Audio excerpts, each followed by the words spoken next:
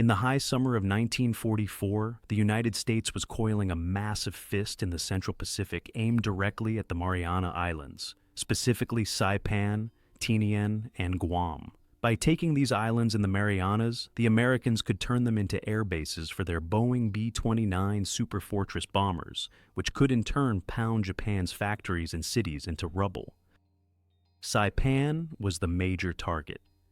To seize this island chain from the Japanese, the Americans assigned the U.S. Fifth Fleet, under Vice Admiral Raymond A. Spruance, centered around 15 aircraft carriers and 10 fast battleships, 535 combatant ships and auxiliaries in all. The assault force would consist of 13,000 Marines and Army troops organized into the 3rd Amphibious Corps and the 5th Amphibious Corps. The latter formation, under Lieutenant General Holland M.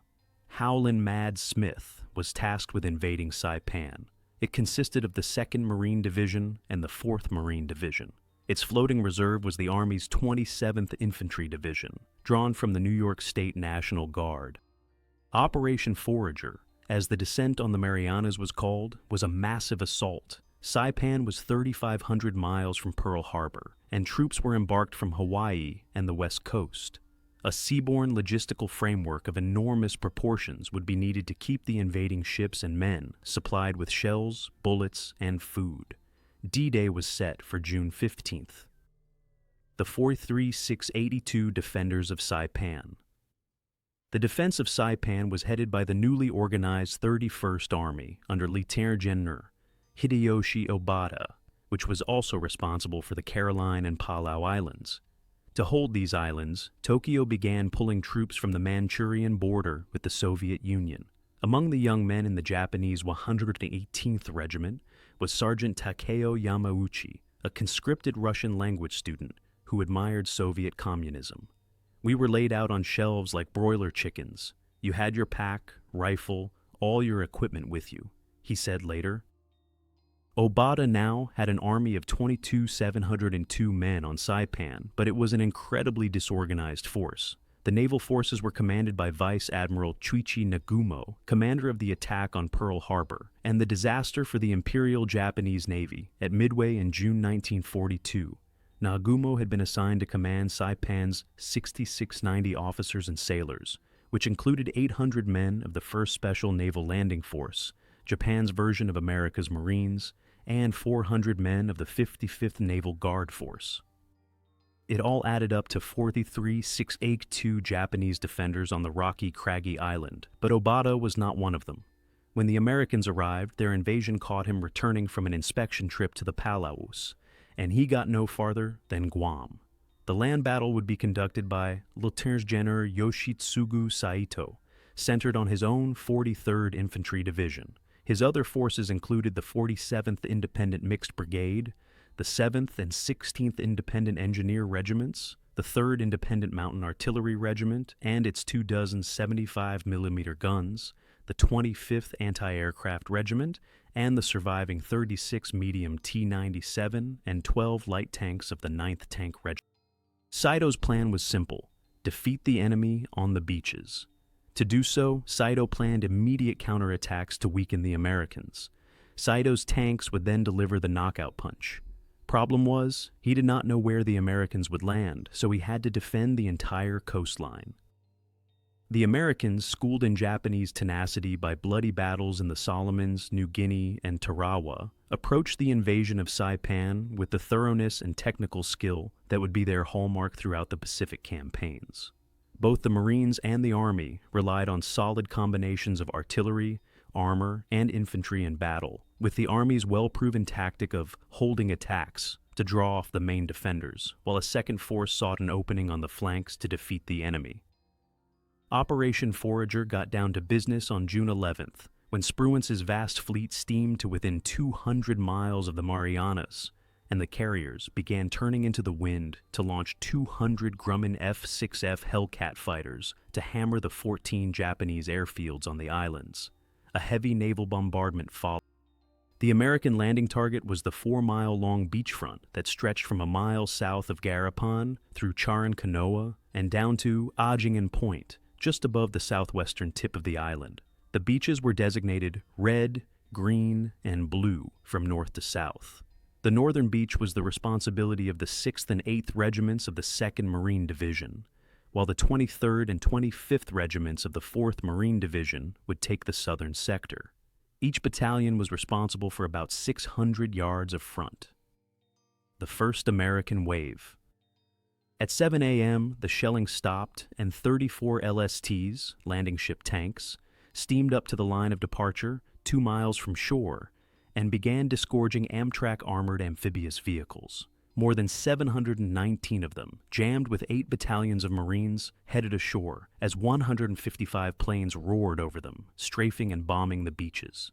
The first wave of Americans hit the beach at 8:44 a.m. Like a week before in Normandy on the other side of the world, chaos immediately reigned. The 2nd Battalion, 8th Regiment landed on Green Beach 1 instead of Green Beach 2, the 3rd 8th's chosen assault site. Marines from the 6th Regiment landed on the wrong stretch of Red Beach. In a matter of minutes, the commanding officers of all 4 invading battalions of the 6th and 8th Marines were wounded. Saito had placed his guns well, keeping them concealed and in depressions to avoid destruction from American shells, and now they hammered the invaders.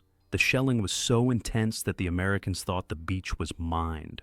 On the southern beaches, Yellow 1 and 2, the 25th Marines also came ashore under heavy fire. The 1st 25th Marines hit Yellow Tether Beach, and the battalion's LVTs, landing vehicles, tracked, headed back out to sea without unloading ammunition, mortars, or machine guns. The battalion was pinned down for an hour. The 2nd 25th was able to get 700 yards inland, but the 23rd Regiment achieved only 100 yards inland. Despite the heavy fire, the Americans refused to be dislodged from their beaches. With their usual determination and firepower, the Marines attacked into Charan-Kanoa. It was the first time American troops had invaded a full-scale Japanese community. By noon, however, the 6th Marines had suffered 35% casualties, and the regiment's boss, Colonel James Risley, aware that most of his senior officers were dead or wounded, assigned junior officers to take over higher duties. Meanwhile, 3 companies of the 8th Marines faced Japanese guns and pillboxes in a woodland called Afetna Point, which enabled the enemy to pour enfilading fire on the Americans. The 8th Marines fought through pillboxes, shrubs, dense foliage, and Japanese troops. Company G of the 2nd 8th Marines had been issued a generous supply of shotguns, and the Americans used them with good effect against the Japanese. South of Afetna Point, the 4th Marine Division pushed forward, struggling to gain a large concrete ramp that would be a perfect landing spot for the 46 gleaming new M4 Sherman tanks, whose 75mm guns were superior to any Japanese machine, and a platoon of specially equipped flame tanks mounting Canadian Ronson flame guns that could spew a stream of fire up to 80 yards. The problem was getting the tanks ashore. Some of the tanks made it, but others never reached the shore, their landing craft sunk on the run-in by Japanese guns. Although the tanks were having trouble coming ashore, the 4th Marine Division's artillery was in battery soon after the landing. 2 battalions of 75mm pack howitzers and 3 of 105mm howitzers were landed and began a spectacular artillery duel with Japanese guns, which gave the division's commander, Maji Jenner Harry Schmidt, some relief. His command post was a foxhole 50 yards from the water under heavy Japanese fire. Life was no easier for the Japanese defenders. Sergeant Yamauchi and his pals were holding their ground at 2 p.m. when a second lieutenant came up, the adjutant from battalion headquarters. Yamauchi charged. Only 2 men joined him. I suddenly felt something hot on my neck. Blood. I'm hit, I thought. But it was just a graze. I was too petrified to move. I couldn't even shoot anymore, Yamauchi recalled. Realizing his attack was doomed, he ordered his 2 buddies to withdraw, but both were hit, one dead, the other wounded in the face. Yamauchi ran back to his trench alone to find the adjutant had disappeared. The rest of his squad still dug in. Counterattack on the beachhead. By sunset, 2,000 Americans had gained a beachhead some 1,000 yards long and 1,000 yards deep, half the terrain expected to be taken, manned by most of the 2 divisions supported by 7 artillery battalions and most of 2 tank battalions. several hundred Americans were dead. Saito was confident, but his men were not. He ordered only 36 T-97 tanks and 1,000 infantrymen of the 136th Infantry Regiment, under Major Terashi Hirakushi, a former public relations officer, to attack. Someone brought up the regimental colors to inspire the men. Yamauchi and his battered squad were told to hold the trenches while the rest of the men attacked. Chaos reigned from the beginning. Hirakushi was relieved of his job of leading the attack and ordered to find the general, or at least his body. Another officer was assigned to head the attack at the last minute, which weakened unit cohesion. The new boss mounted the lead tank and ordered his men forward. Before the tank had gone half a mile, an American shell disabled it. Yamauchi heard his pals shuffling forward and fell asleep from exhaustion. The Americans were only 100 meters away. With their usual ferocity, the Japanese infantry charged into the Marine defenses. As they lurched forward, the Marines lit up the sky with flares and 50 caliber machine gun fire, waking up Yamauchi.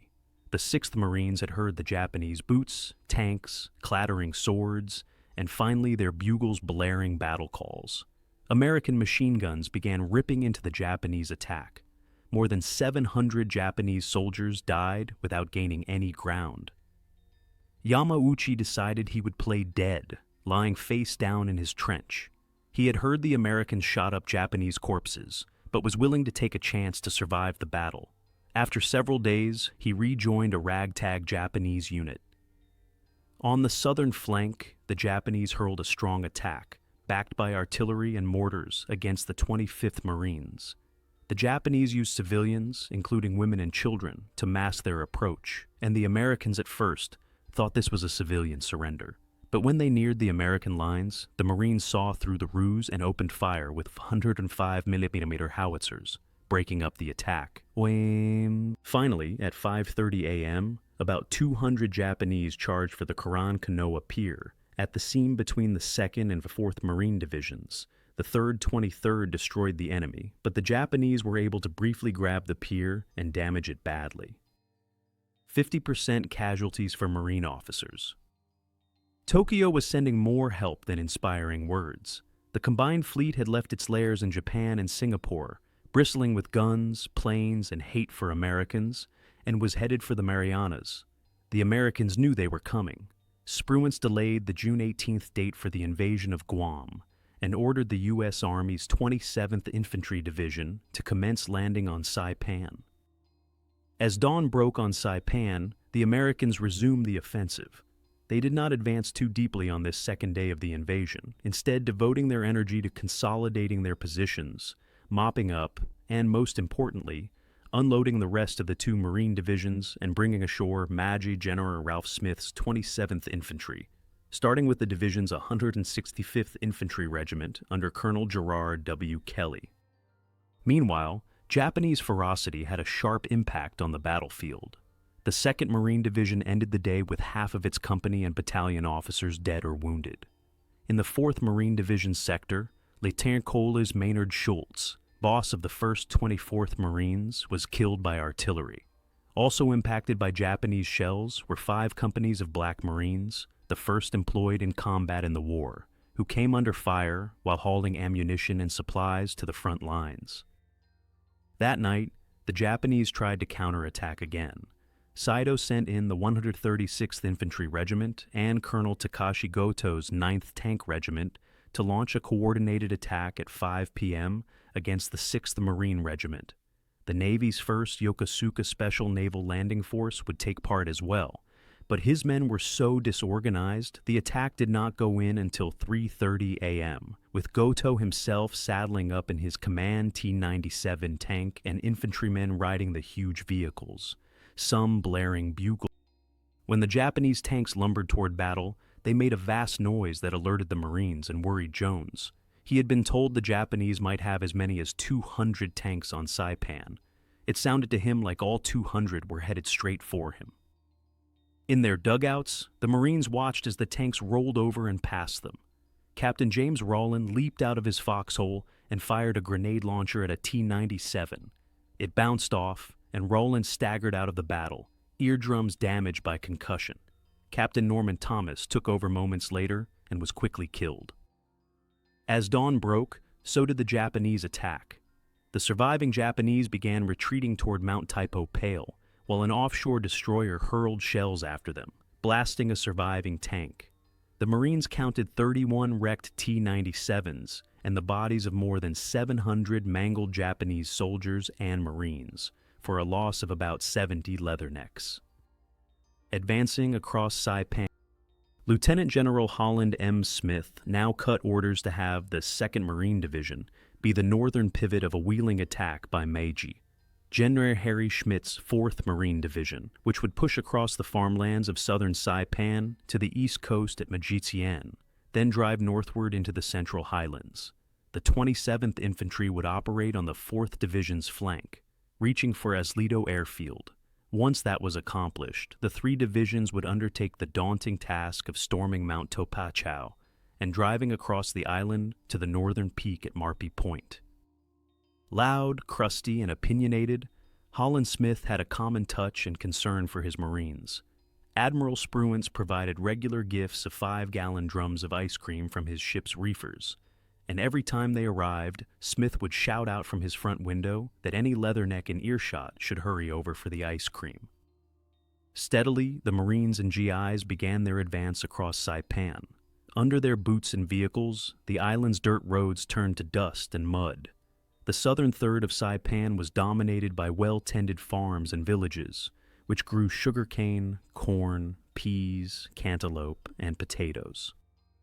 At his tactical headquarters, Saito, having recovered his composure, studied his maps on the 17th and determined that he could not hold southern Saipan until the Imperial Navy had steamed up, smashed the American fleet, and relieved the garrison. Nevertheless, Saito was determined to hold the island, slowly retreating, buying time, and inflicting casualties. On the 18th, Holland Smith ordered his 3 divisions forward to sweep the southern portion of Saipan and take Aslido Airfield, enabling land-based planes to operate from Saipan. The 165th Infantry Regiment drew the assignment and went forward with artillery and tank support. At 10 a.m., the troops crossed the airfield and pronounced it secured 16 minutes later. The airfield was renamed Conroy Field in honor of Colonel Gardner J. Conroy, who had commanded the 165th in its invasion of Macon and been killed there. The Marines soon renamed it Isley Airfield, after a naval aviator who had been shot down over Saipan. The 165th moved on toward Nafutan Ridge, where they came under heavy Japanese fire. Meanwhile, the 4th Marine Division advanced in the face of intense Japanese machine gun fire and a sudden counterattack by 2 tanks. The tanks caused 15 casualties before they were driven off by bazookas and artillery. That same day, the Japanese made their major effort to defeat the U.S. Navy at the Battle of the Philippine Sea and suffered immense losses, withdrawing from the scene. The next American land objective was Nafutan Point, a short peninsula dominated by a high, craggy ridge, and Mount Nafutan, which stood 407 feet high. The Japanese defenders numbered about 1,050 men from the remnants of the 317th Independent Infantry Battalion and the 47th Independent Mixed Brigade, along with some other stragglers. Behind them were frightened Japanese civilians. In command was Captain Sasaki, boss of the 307th. The 27th Division was given the job of clearing Nafutan Point and came under heavy fire from Japanese pillboxes. The 105th Infantry tried to place shaped charges against the pillboxes to blast them open, but the fire was too heavy. The Americans tried outflanking the enemy, struggling through an exploding Japanese artillery dump. The 165th struggled through a slope made up of a coral formation studded with sharp rocks, pocked with holes, deep canyons, crevasses, and caves, overgrown with vines, small trees, and bushes. Fortunately, the natural defenses were tougher than the Japanese. After dark, the Japanese tried a 20-man counterattack, which was broken up. A group of 20 to 30 civilians stumbled into an American position, and all were killed. On June 20th, Ralph Smith's GIs continued to struggle to gain Nafutan Point, using smoke screens to conceal their flanking movements. When the 1st Battalion of the 105th Infantry came under Japanese fire from snipers in a town, Lieutenant Colonel William O'Brien, commanding the battalion, ordered the settlement burned down, with tanks, anti-tank guns, and flamethrowers doing the job. With artillery and tank support, the GIs steadily squeezed the Japanese, suffering light casualties, 1 man dead in the 105th and 6 in the 165th. With 2 regiments of the 27th engaged, the division's 3rd Regiment, the 106th, finally came ashore to serve as Corps Reserve. Meanwhile, the 2 Marine divisions pivoted on the invasion beaches to prepare for the big drive to clear the island from south to north. On the 21st, the 27th continued to attack Naphitan Point. At 9:30 a.m., the 1st 105th moved forward slowly without opposition, but at 12:55 p.m. it came under heavy mortar and automatic weapons fire in open terrain. The GIs withdrew and summoned tanks. On the 27th's extreme left, the fresh 2nd 105th under Lieutenant Cole, Leslie M. Jensen, went into attack in extremely difficult terrain, facing the nose of Mount Natufan, a sheer cliff that split the battalion front like the bow of a ship. The cliff was only 30 feet high, but the approach to it was a steep slope through a cane-field stubble, which lacked cover. The battalion jumped off on schedule at 9:30 a.m. and was immediately hit by the usual small arms, machine gun, and mortar fire. The Americans assaulted the cliff and reached its top, but could not hold on. Jensen called for rations, water, and artillery, which fired at point-blank range. The Americans ultimately forced the Japanese to withdraw. However, the American advance was still moving slowly. On the 22nd at 6 a.m., the 2nd and 4th Marine Divisions, backed by 18 battalions of artillery and naval and air support, launched a coordinated attack and made substantial gains on the lower slopes of Mount Tapochau. The Marines faced counterattacks and heavy enemy fire, which was aggravated when a Japanese ammunition dump exploded. Back at Naphitan Point, the 105th Infantry struggled against the Japanese, gaining little ground. Holland Smith warned Ralph Smith that if the 105th did not advance, he would fire its colonel. Ralph Smith responded that the Japanese were holding difficult terrain. Meanwhile, the battle raged on. Holland Smith ordered the 27th Division into the main attack, leaving Naphitan to a single rifle battalion and a platoon of 6 light tanks and very little artillery amid mountainous terrain. Studying his maps, the 4th Marine Division's commander, General Harry Schmidt, regarded Holland Smith's plan as overly optimistic and penciled in a line for reorganization, 2,000 yards short of Holland Smith's objective line. Even so, the Marines struggled to reach the line on Schmidt's map. Death Valley, Purple Heart Ridge, and Hill Love. On the 23rd, the Army's 106th and 165th Regiments were ordered to attack a ridge north of their lines and a valley just west of it. The 3,600 Japanese defenders were from 2 units, the 118th and 136th Infantry Regiments. The Americans would come to name the valley Death Valley and the hills Purple Heart Ridge. 7 American regiments, 2 Army and 5 Marine, would make the assault. The first American objective was Hill Love, and the 1st 165th led the way with a platoon of tanks from the 792nd Provisional Tank Battalion. The 3rd 165th tried to attack a little cove in the mountain wall, studded with Japanese machine guns and their crews. What the Army would call the Battle of the Caves raged on ferociously. The 762nd Tank Battalion sent 72 Shermans into action. Only 18 were left at the day's end. The 3rd 106th came under Japanese mortar fire that took 31 men in less than a minute. Watching this futile attack, Holland Smith fumed over the Army's poor showing. Studying the island from the 1554-foot Tapochau summit with a powerful Japanese telescope he found there, Holland Smith assessed Saipan's mountains and valleys. His Marines were taking a pounding, but taking ground. The 2nd Marine Division had lost 25-14 men, while the 4th had lost 36-28. The 27th Division's 2 fresh regiments would now have to be the main assault force. Now, the differences between the Marine Corps and Army approach to war began to plague the American drive. Holland Smith and his Marines stressed high-cost frontal assaults and relied on speed, aggression, and violence to achieve their goals.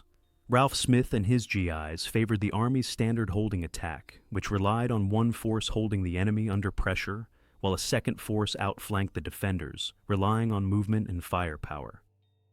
Holland Smith believed the 27th was flat and listless, and he blamed Ralph Smith. He called in Army Maji, General Sandiford Jarman, who was to take command of the island once it was secured, and ordered him to visit Ralph Smith and convey the Corps commander's displeasure.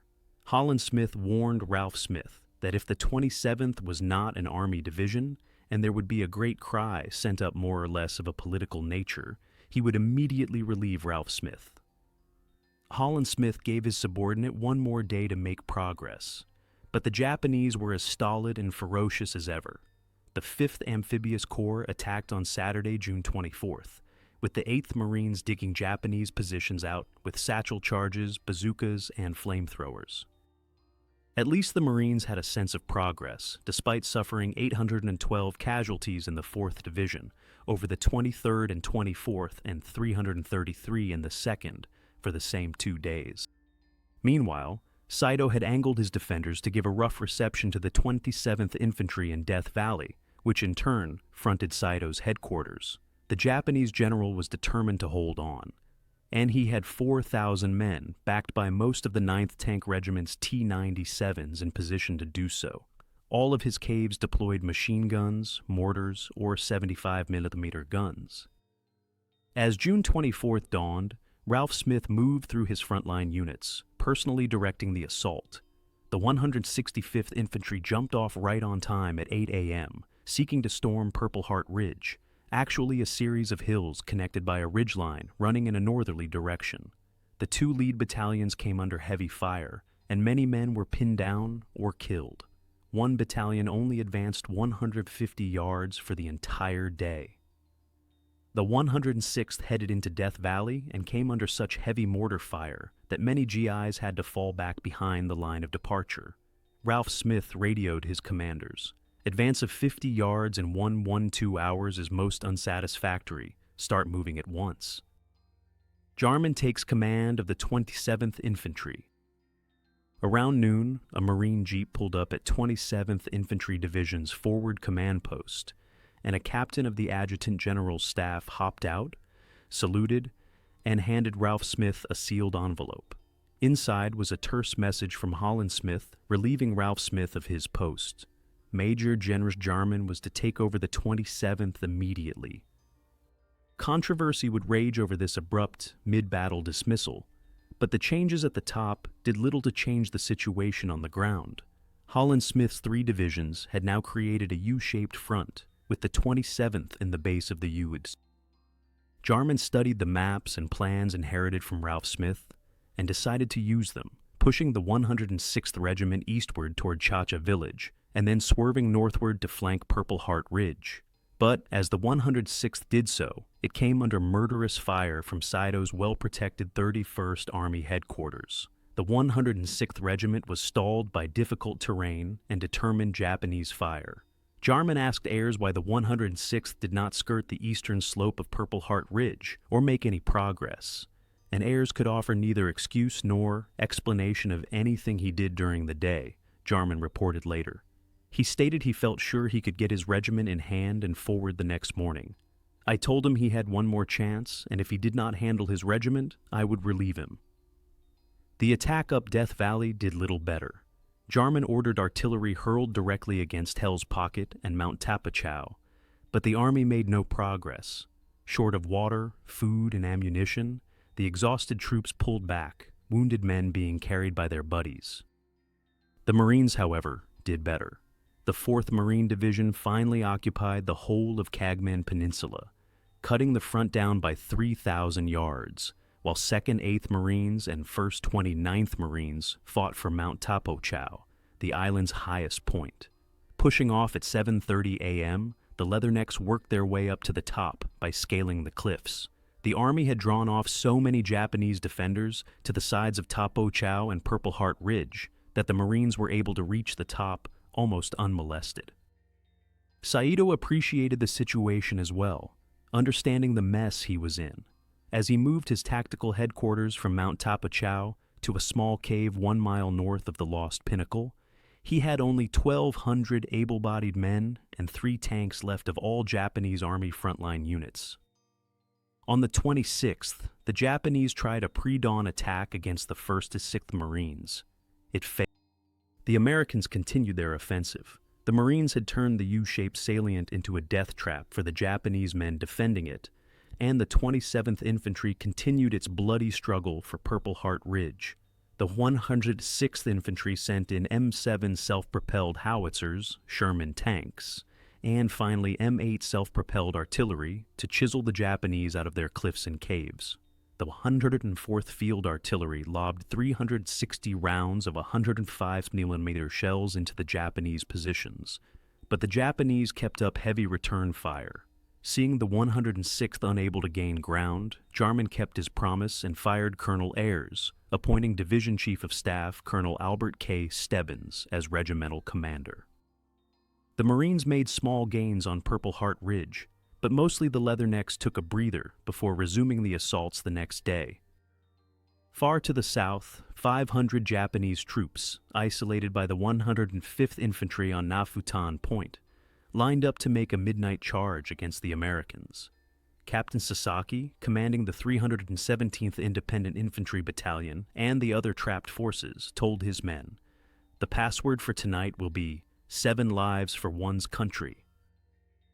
The Japanese infiltrated through the American lines and at 2:30 a.m. on the 27th hit Oslido Airfield and the emplacements of Marine artillery units. The Marine gunners fired their weapons at point-blank range or reached for their rifles and grenades, fending off the enemy.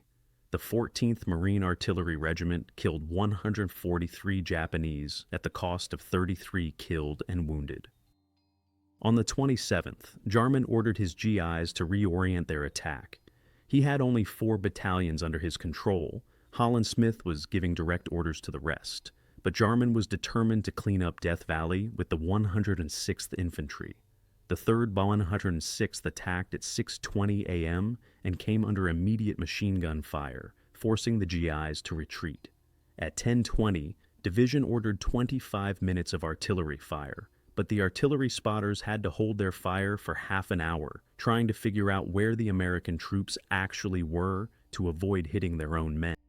Following the artillery barrage, the Americans attacked, and this time found a litter of enemy dead and not a shot fired. They moved through the terrain and up Hill King, finding a party of Japanese hiding in rocks and grass. The Americans threw grenades and pulled back to allow their mortars to destroy the position. Hill King was in American hands. The 3rd 106th kept moving through Death Valley, through cane fields, into the floor of the valley, pushing ahead despite heavy fire and shortages of ammunition and water. A platoon of light tanks was dispatched to provide the infantrymen with covering fire and supplies. Joined by the 165th, the 106th Infantry steadily attacked across Death Valley, getting into a severe hand-to-hand fight that left 7 American casualties and 35 Japanese killed. The 1st 106th was assigned to mop up Hell's Pocket. The 4th Marine Division continued its advance on the right, backed by 1st 165th, 3rd 165th, and 1st 105th from the 27th Division. The 4th Marines moved ahead rapidly. The 2nd Marines made slower progress, reaching the outskirts of the capital, Garapan. Meanwhile, Saito, Nagumo, the 31st Army's Chief of Staff, Major General Keiji Igata, and other top Japanese officers convened to figure out what to do. It was decided simply to delay the Americans as long as possible. Holland Smith was annoyed that the 105th had progressed so slowly against a handful of Japs. He had a point. American leadership had been halting and slow, coordination poor, but the Japanese were in strong defensive terrain. The slow advance added to Holland Smith's gripes against the Army and Ralph Smith. On the 28th, the 27th Infantry Division got its 3rd new boss in a week as Meiji. General George Greiner was sent out from Hawaii to take over the division from Jarman. He inherited a division still struggling to finish off Purple Heart Ridge. As usual, the Japanese defenders did not open fire until the Americans were practically on top of them. Finally, however, Hell's Pocket was cleaned out. The Marines advanced slowly, battling terrain and Japanese defenses. American fighter bombers added to the horror with a misdirected airstrike that hit the 1st to 2nd Marines with 3 rockets, causing 27 casualties. Taking 4th of July Hill on Independence. The next day, June 29th, the Americans continued to grind their way northward, with the Marines driving on the flanks, isolating the Japanese defenses. The Marines advanced slowly into Garapan. Under Greiner, the 27th fought better. At 2 p.m., 3 of the division's battalions jumped off to attack the northern end of Death Valley, with Holland Smith himself watching from Mount Tapochau. The Marine general was pleased and expressly complimented the division's performance to Greiner. On the last day of June, the 27th finished its bitter struggle to capture Death Valley and Purple Heart Ridge. "No one had any harder job to do," said Marine General Harry Schmidt later. Fighting raged on in Garapan. GIs assaulted Hill Uncle Victor, backed by heavy artillery fire, advancing 400 yards and finally clearing out Death Valley. Sergeant Takeo Yamauchi was ordered to withdraw with his pals in single file amid pouring rain. American troops opened fire on them, knocking Yamauchi's glasses off his face. He and some buddies hid in a bunch of rocks, staying there until July 3rd. The Americans now moved on the major town of Tanapog, finally looking down on it from the high ground. The 2nd Marine Division secured Garapan, finding Saipan's capital a mass of rubble from artillery fire. On July 2nd and 3, the Japanese continued to retreat in a piecemeal manner, while the Americans picked their way slowly and carefully behind them. The 24th Marines stormed 4th of July Hill, but were forced back each time by Japanese machine guns and mortars. The Leathernecks pulled back and let the artillery take over, pounding the hill all night long. By 11:35 a.m. on Independence Day, 4th of July, Hill was in American hands. The American advance continued in a heavy downpour, which mired the tanks, but the 1st 165th reached the top of the last ridge over Flores Point Seaplane Base. In the Army's center, the 106th Infantry Regiment fought into the seaplane base, joined by the 8th Marines. Saito set up a new headquarters in the valley south of the village of Makunsha, named Paradise Valley by the Americans and Hell Valley by the Japanese. Holland Smith now had his plans ready for the 3rd and final phase of the Saipan Drive.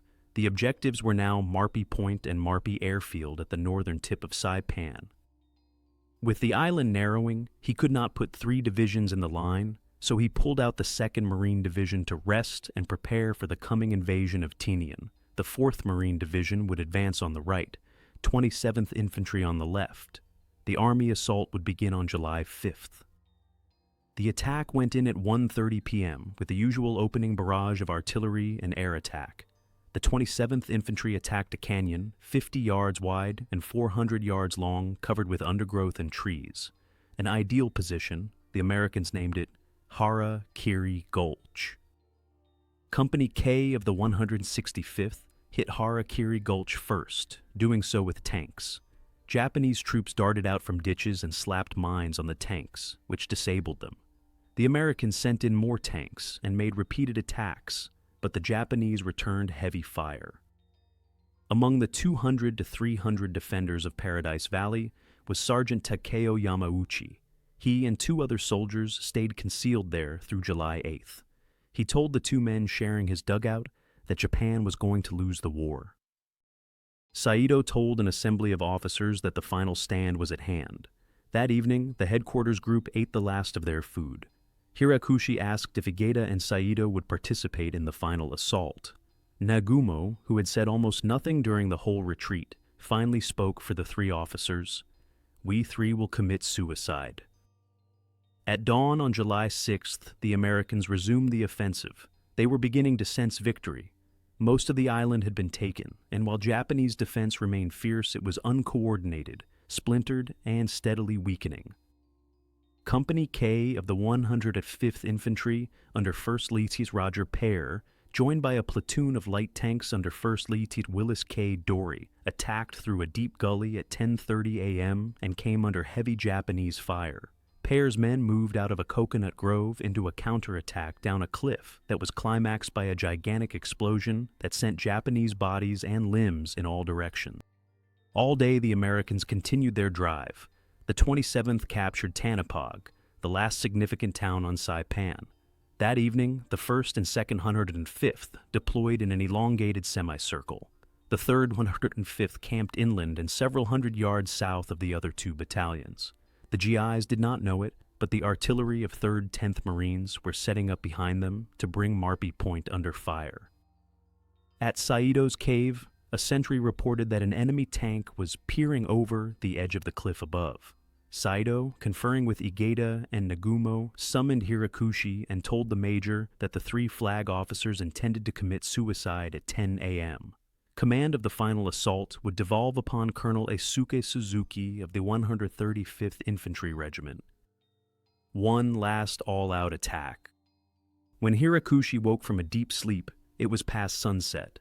He found his soldiers and sailors assembling outside, armed with rifles, swords, and even bamboo spears as officers sorted them into groups in the moonlight to the line of departure. More than 3,000 Japanese, including civilians, entered the coastal plains. Hirakushi heard Japanese troops shouting battle cries, and then rifle fire sputtered from a ridge signaling the attack. Hirakushi's men charged down the beach toward Tanapog without waiting for the command, and the major followed his men. As he charged, an explosion surrounded him. Then he passed out. The Americans knew something was coming. A single prisoner had divulged the Japanese intent, saying that they were planning an all-out attack before dawn by everyone who could carry a rifle or spear. The Japanese stormed over the 2 defending army battalions, killing or wounding 650 GIs. Another group of Japanese troops stormed through a winding canyon and into the 3rd Battalion, but these Americans were too well emplaced and could not be dislodged. As the Japanese attack flowed south, Marine artillery deployed behind the GIs opened fire, knocking out a Japanese tank, but the enemy stormed through to the gunners' emplacements. The assault forced the Americans back into the streets of Tanapog. For the next 4 hours, the GIs, out of communication with their command posts, short of ammunition and water, with no means to evacuate wounded men, hung on against repeated Japanese attacks. Smith responded with massive force. Navy cruisers sprinted to the scene and hurled shells at the beaches. An Army tank unit finally entered the fray. American artillery fired at anything that moved, driving American troops into the water. Greiner sent his 165th Infantry Regiment to attack the Japanese on their right flank into Harakiri Gulch, driving the enemy out of the plain. By mid-afternoon, the Japanese attack petered out against determined American defense and overwhelming firepower. Army and Navy medics passed through the many scattered bodies and found surviving Japanese. On a U.S. Navy hospital ship, Major Hirakushi woke up, bandages on his head and shoulder, and his left hand handcuffed to a bed. As the Americans regained the ground lost in the initial Japanese assault, Holland Smith pulled the battered 27th Infantry Division out of the line and assigned the Marines to finish off the defenders. The 2nd Marine Division began mopping up, attacking on the 7th at 11:30 a.m. The 6th Marines found a pocket of resistance of about 100 Japanese troops, who finally succumbed around 6:30 p.m. All day long, on the 8th and 9th, the 8th Marines investigated caves, finding disorganized Japanese groups dug in. On July 9th, the 4th Marine Division grabbed the ridge that overlooked Marpy Point and the cliff wall that fronted the sea. Saipan was secured. At Marpy Point, a plateau some 833 feet above a shore of jagged coral rocks, 5,000 men, women, and children were trapped by the Marines. Fearing horrible deaths and eternal shame at the hands of the Leathernecks, the Japanese civilians began killing themselves. Whole families waded and swam out to sea to drown themselves. The orgy of suicides went on through July 12th. Some Japanese men held out, among them Sergeant Takeo Yamauchi, whose dugout was ignored on the 8th and 9th. On July 10th, American warships fired on his area, killing one of his men. Yamauchi suggested to his crew that they swim out to where the bow of a sunken ship was jutting out of the sea, but most of the men were no longer responding to rank and authority. That evening, Yamauchi and some like-minded pals tried to swim to the ship, but the waves were too strong and most of the men turned back to shore. Just one sailor and Yamauchi were left in the water when an American machine gun opened fire. Yamauchi and his sailor colleague found a cave with a sergeant, several soldiers, and about 20 Japanese civilians, including women with crying babies. They huddled in the cave under a road. Late on the 13th, Yamauchi slipped out of the cave and made his way to a tree, planning to surrender at daybreak. There he found 4 Japanese civilians, a middle-aged couple, a man a little older than himself, and a teenage girl. The middle-aged woman gave Yamauchi some porridge in an old tin can, his first meal in days. Then he just stood up and walked off through the jungle, the teenage girl and the couple following him. A Marine appeared in the jungle and ordered Yamauchi's party to halt and took them all prisoner. Hell is upon us. Scattered fighting and roundups continued on Saipan for weeks. It was not until August 10th that the Americans could truly say the island was secure. By then, the Americans were moving on Tinian and Guam. With the island of Saipan in hand, it was time for the Americans to tally the cost. More than 70,000 Americans took on 3,000 Japanese. The Americans had lost 32 to 25 dead, 161 wounded, and 326 missing. The Japanese losses were even greater.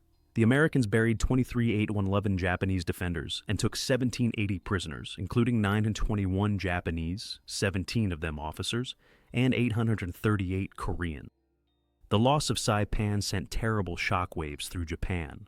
The nation was already reeling from the naval debacle in the Battle of the Philippine Sea.